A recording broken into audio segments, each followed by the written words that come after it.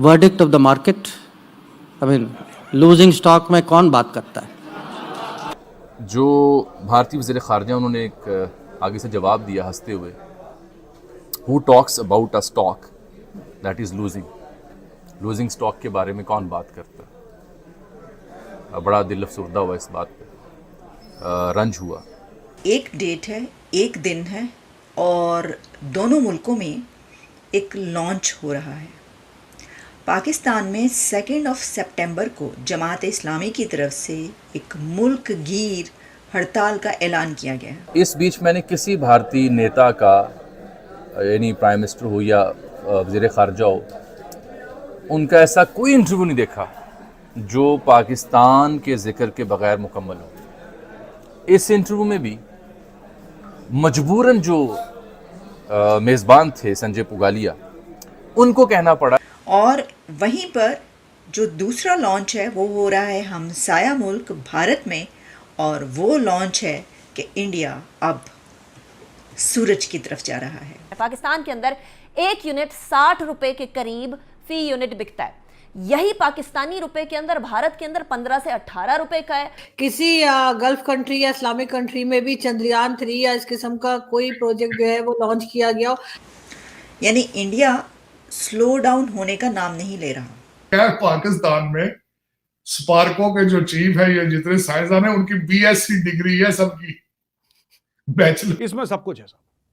इसमें south China सी भी है, इसमें ताइवान भी है, इसमें अरुणाचल प्रदेश भी है, इसमें पता नहीं क्या क्या है। चाइना ने मैप पे सब कुछ ले लिया। खुद औकात नहीं है लेने की चाइना की। अरे भाई इतने बड़े 30 मार खानो तो आ जाओ तुम अरुणाचल प्रदेश के अंदर, तुम्हें रोका है हमने? मोदी जी गए थे बीजिंग ये बोलने के लिए कि भाई तुम मत आओ भारत के अंदर, हम लोग कांप रहे हैं, डर के मरे, चीन आ रहा है चाउमीन का ठेला लेके। क्यों भाई? हमने तो नहीं बोला, औकात है तो ले जाओ, मैप क्यों छाप रहे हो? अच्छा, डॉक्टर जयशंकर ने भी इसका मुंह तोड़ जवाब दिया। डॉक्टर जयशंकर ने बोला छिछोरी हरकत कर, ऐसा नहीं बोला उन्होंने कि छिछोरी हरकत करते, लेकिन डॉक्टर जयशंकर ने कड़े शब्दों में ये चीन को बता दिया है कि we do not take cognizance of all this, ये चीन करता रहता है ऐसा, एंड दिस इज नथिंग। मतलब उन्होंने बेसिकली क्या करा, डॉक्टर जयशंकर ने इसको नकार दिया। फिर चीन का पलटवार जवाब आया कि भारत ओवर रिएक्ट ना करे इस पे। सही बात है, तुम अरुणाचल को भी ले लो, कल तुम बोलो कि नहीं साहब राजस्थान भी चाइना में है ना, क्योंकि चाउमीन तो राजस्थान में भी खाते हैं, है ना। फिर आप बोलो कि नहीं नहीं महाराष्ट्र में भी चाउमीन बिकता है, पुणे में बिकता है चाउमीन, बढ़िया, वो दिल्ली में मोमो तो फेमस है, सब ले लो तुम चाइना के अंदर, है एक और नक्शा निकालो। लेकिन ये ओछी हरकत करना चाइना ने सीखा किससे? ठीक है, या तो चाइना ने पाकिस्तान से सीखा है या पाकिस्तान ने चाइना से सीखा है, पता नहीं। संगत की रंगत दोस्तों। अब देखिए, जब पाकिस्तान कश्मीर नहीं ले पाया तो पाकिस्तान ने किया क्या था आपको पता है?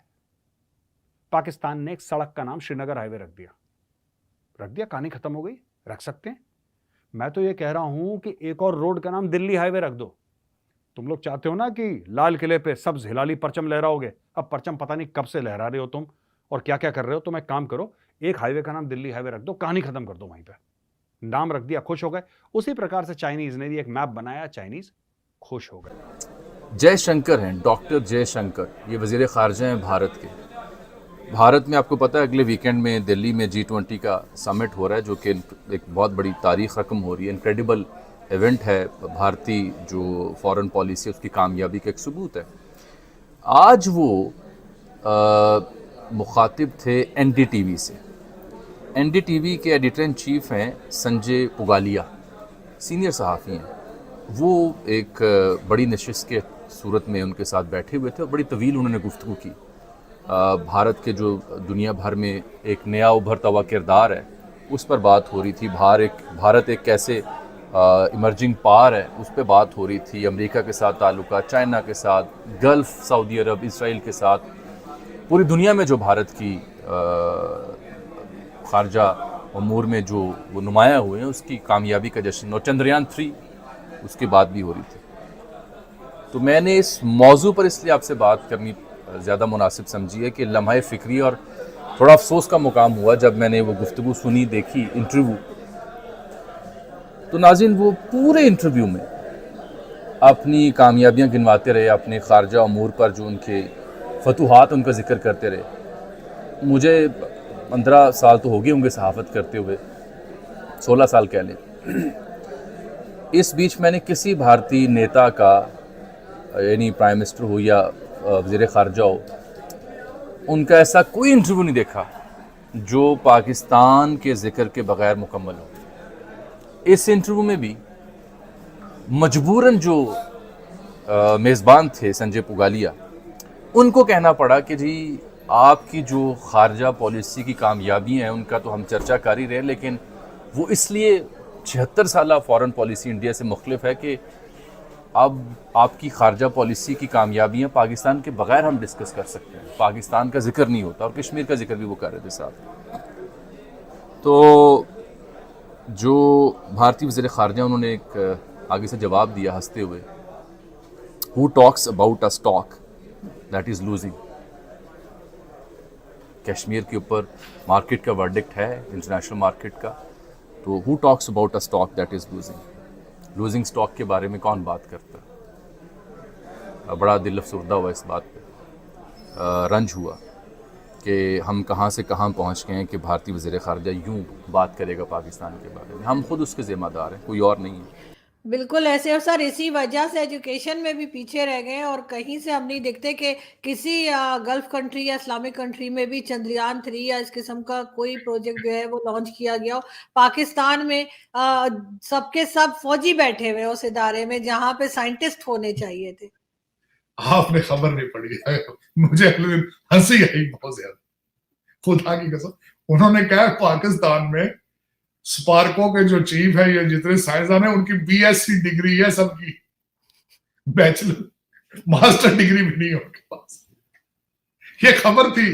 और बैचलर भी नहीं होगी, बहुत से फौजी तो वैसे ही आ जाते हैं ना सर, हमारे यहाँ तो बीएससी कराते हो, बीएससी होते हैं। अच्छा, एफए पास लेते हैं, लेकिन वहां से बैचलर्स कराते हैं उनको, ऐसी बात नहीं है। लेकिन बैचलर या अच्छा, कई तो बूढ़े हजरात हैं, उनकी तो बैचलर डिग्री भी 1960 की होगी, जब कंप्यूटर भी नहीं था।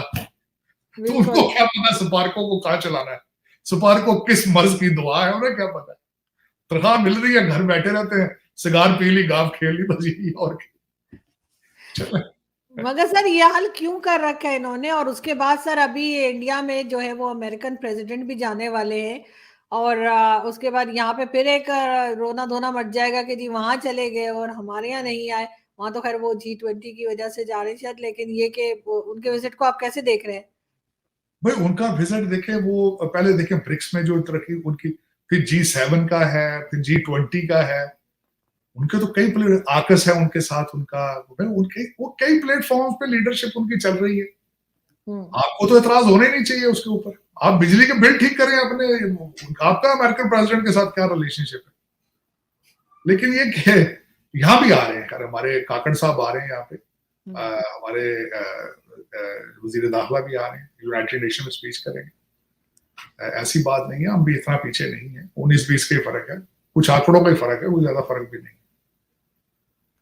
लेकिन सर पूरे पाकिस्तान में तो सर ये अगर यहाँ आ भी गए कोई अमेरिकन प्रेसिडेंट या कोई और कंट्री के कोई हेड अगर यहाँ पर आ भी गए, तो सर पूरे पाकिस्तान में तो प्रोटेस्ट हो रहे हैं, लोग तो बिजली के बिल जला रहे हैं, और जो बिजली के ऑफिस हैं उनको भी डर पड़ा हुआ है कि कहीं ऑफिस ही ना जला दें, तो सिक्योरिटी मांग ली गई है।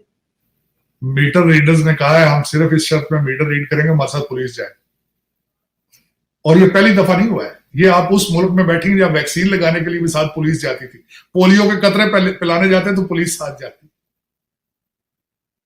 ये आपको माइंड सेट चेंज करना होगा। हम कौन है, हम क्या कर रहे हैं, कहां जा रहे हैं, ये अवाम को चाहिए सोचे। ये हुकूमत नहीं कर सकती है, उनके बस की बात नहीं। ये अवाम को चाहिए सोचे कि हम कहां जा रहे हैं, हमारी डेस्टिनेशन क्या है। हमने अपनी किस्मतों के फैसले खुद करने।